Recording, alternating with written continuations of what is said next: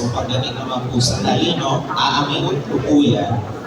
Kaya nag-aasang-asang rin po ako na mga mas, sabihin na lang natin, nag-aasang-asang rin po ako na makapasok sa Philippine Science High School. No? And naipasa ko naman po, kaso nga lang, pinag-iisipan ko naman din po, number one, syempre, mas malapit sa bahay ko. And number two, syempre, meron naman din Science, Technology, and Engineering program na ino-offer sa Junior High School. So, ang sinabi ko, anong mag-result ko? Dito na lang pala, no? And you may think I have some regrets pagdating doon sa desisyon ko. But after these past 6 years, I could definitely tell na wala po akong pinagsisisihan. No? I have studied 4 years sa junior high school under the Science, Technology, and Engineering program. And then 2 taon sa senior high school under the STEM strand. Pero alam ko po ngayon, wala ng STEM, ABM, and UMS. Iba't-ibang pathways ang tatahakin. And so, dahil naman po sa pagpasok ko sa public high school, ay may mga bagay po ako na posibleng hindi ko makukuha kung doon naman po ako pumasok sa exam. No?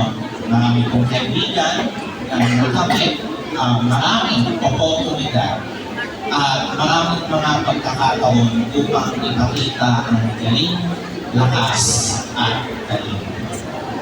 Kaya nga po,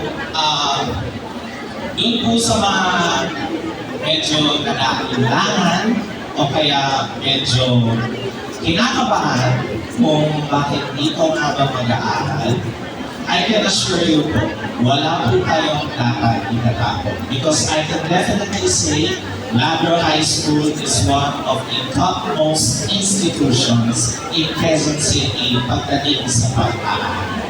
And dahil nga po doon sa mga pagtutuwag ng Labrador High School ay nakapasok po ako sa mga prestihiyosong universidad, lalong-lalo na sa UP Manila at sa University of Santa Tomas kung saan doon na po ako mag-aaral. Okay? And then, dahil po sa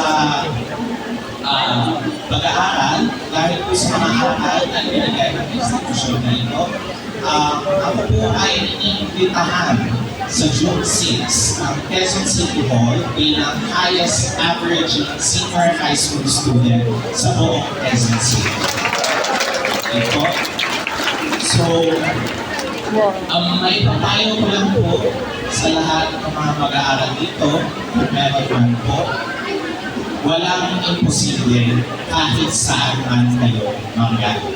Ang kailangan mo lamang ay galingan hanggang sa pagkakaroon. Yun lang po masasabi ko, maraming salamat. Okay, thank you very much, Mr. Lee, for making Labrador High School proud of your achievement. And of course, we're looking forward for your